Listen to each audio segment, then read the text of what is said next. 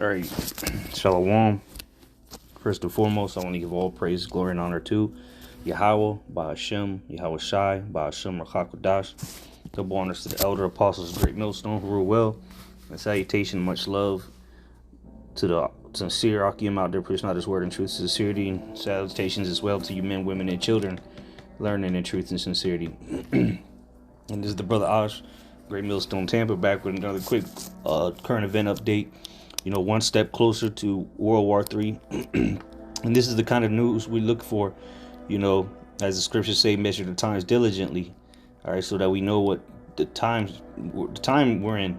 All right, and clearly we're at the cusp of the Lord returning. All right, the Lord's return is nigh at hand, even though there's still some things that have to take place. We're very close to sort of all hell breaking loose, World War III, the mark of the beast being implemented fully. Okay, so the return of the Lord is nigh at hand, man. Like the Lord said, you can tell when it's going to rain, but you can't discern the times. Matter of fact, let's start off with that. It's in the book of Luke. It's a certain sky.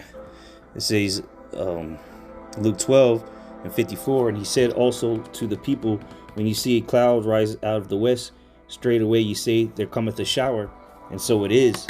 And when you see the south wind blow, you say, there will be heat, and it cometh to pass. Ye hypocrites, you can discern the face of the sky and of the earth, but how is it that ye do not discern this time? Right, and we're seeing the times the Lord gave us warning about things would be taking place before his return. So this is just a quick, I'm not going to play the whole video, but this is something that, again, that's stirring up in the Middle East, which is what we're looking for.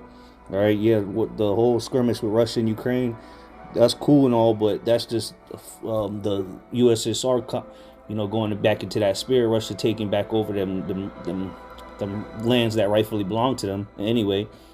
But this is what we're looking for: skirmishes in the Middle East that's going to draw all these nations in there. So this is just another thing that happened today recently. Pentagon says an Iranian-made drone killed an American contractor and wounded 5 U.S. service members after it struck a base in northeast Syria. President Joe Biden responding with airstrikes against groups affiliated with Iran's Revolutionary Guard in Syria. And you can see ambulances rushing to that scene in what looks like a burning building off to the side. The U.S. still has roughly 900 troops on the ground in Syria to help stamp out ISIS. Just yesterday, their commander testifying to Congress about how Iran is using proxy militias to attack American soldiers with drones and rockets. So let's go to our national security reporter. So here we go again with the usual American propaganda of the boogeyman in the Middle East. Okay, here this years later, they're still talking about ISIS, just looking for another excuse to get back in there and send more troops in the Middle East. Right now, they're blaming this attack on Iranian origin, the drone strike. Natasha Bertrand, she joins us live at the Pentagon. Natasha, good morning to you. This breaking overnight, the U.S. military says it's ready to respond, not just to this, but to any additional Iranian attacks if this continues to escalate. And Fair Use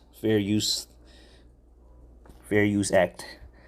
That's right, Poppy. And Secretary of Defense Lloyd Austin did issue a statement last night saying that he authorized the strike after President Biden ordered it in response to a series of attacks by these of groups affiliated with Iran's Revolutionary Guard Corps against U.S. personnel in Syria. This is not the first time that the U.S. has conducted these kinds of strikes, but it is these kinds of attacks are increasing, and the U.S. says that it's going to respond in a proportional way. This is put up Euphrates Post. You can't make this up, man. President Joe Biden ordering a U.S. airstrike in eastern Syria Thursday after U.S. intelligence assessed that an Iranian-origin drone killed an American contractor and wounded 5 U.S. service members and another U.S. contractor. Biden authorized the strike, quote, against facilities used by groups affiliated with Iran's Islamic Revolutionary Guard Corps, Secretary of Defense Lloyd Austin said in a statement. The Department of Defense said it, quote, took proportionate and deliberate action intended to limit the risk of escalation and minimize casualties. The U.S. military maintains approximately 900 U.S. troops in Syria, some of which are there as part of a coalition to defeat ISIS. But those forces are often under attack by Iranian proxies. Iran's vast and deeply resourced proxy forces spread instability throughout the region and threaten our regional partners. The commander of U.S. Central Command. Yeah, and this is the commander of U.S. Central Commands, which the headquarters is here in Tampa, Florida, on MacDill Air Force Base. So the United States Central Command, they're pretty much in charge of all the actions that go in, the precision strikes of American deployments and whatnot. What does CENTCOM do? CENTCOM in full U.S. Central Command, the portion of the U.S. military responsible for protecting American security interests in areas stretching from the Horn of Africa to Central Asia. So they're in charge of the Middle East, okay? From the Horn of Africa all the way to Central Asia. So they're in charge of that. Again, this guy is based out of Tampa. CENTCOM is in Tampa, the headquarters. All right, you can look that up. So it's key guy right here, top official. In a statement following the strike, quote, "We are postured for scalable options in the face of any additional Iranian attacks." Testifying on Capitol Hill Thursday, Kurilla said that Iranian proxies have carried out attacks on U.S. forces in the Middle East 78 times since the beginning of 2021. So what Iran does to... So again, they're setting the narrative to get back in there. You know, they're setting it up. The stage is being set for ultimate World War III. All right. And so America, here it is. America's going to be fighting a multifaceted battle, you know, because of Russia and China. They're doing what they want to do. Iran doing what they want to do. So North Korea doing what they want to do. So the time is coming where they're going to start gathering more and more different nations in the Middle East. And there are already some there, but it's going to get to the point where they're going to have to start drafting people, because it's going to be a meat grinder out there. People dying by the thousands and hundreds of thousands, and you know, in a matter of days. When this thing really gets going, you'll see. Its hand as they use Iranian proxies. That's either UAVs or rockets to be able to attack our forces in either Iraq or Syria. Are these considered acts of war by Iran? So the guy's asking, is this acts of war? But they don't want to. They're trying to sugarcoat it because they're trying to build up the narrative.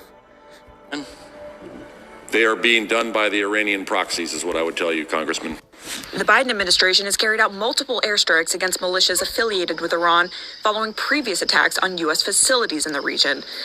Biden's first known military action was a strike in that ended up killing the contractor and wounding the 5 soldiers and the other contractor. That's pretty much the point. You can check out if you want to see the whole video, and I shared it in the community space on YouTube.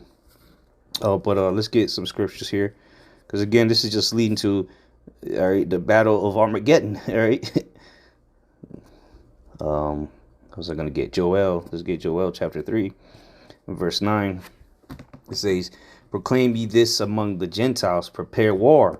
Wake up the mighty men, let all the men of war draw near, let them come up." So this is what's going on, man. All right, the men are of war are getting prepared. You got thousands and thousands of soldiers signing up in North Korea, ready to go.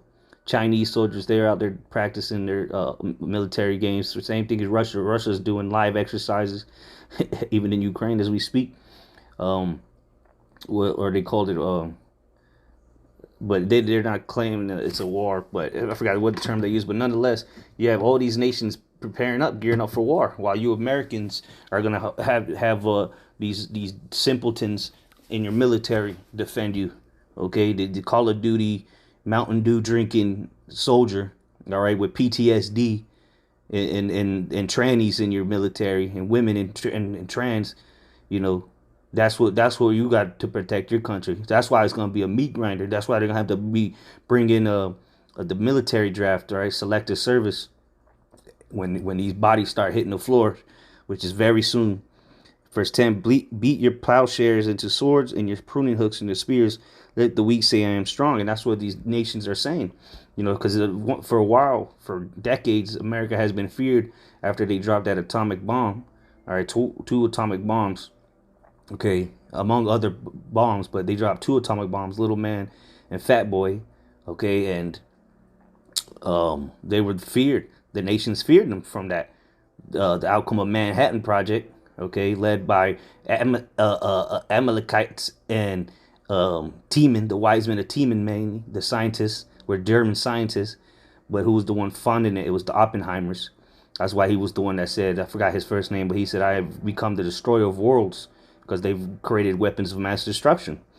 So, but now all these, the great equalizer is these thermonuclear missiles, ICBMs, that all these nations have the capability of now. So that's why America is losing its strength in the face of these other nations. That's why they're flexing on them, testing the ICBMs. America say stop testing them, they'll test them again. You know, there's a smack to the face of America.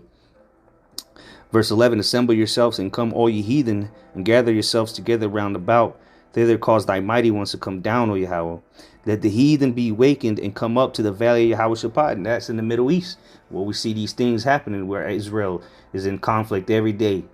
All right, the Israelis and the Palestinians and Syria, Lebanon, okay, Iraq, Iran, all these Yemen, all these hot zones out there that what we call SETCOM is in charge of.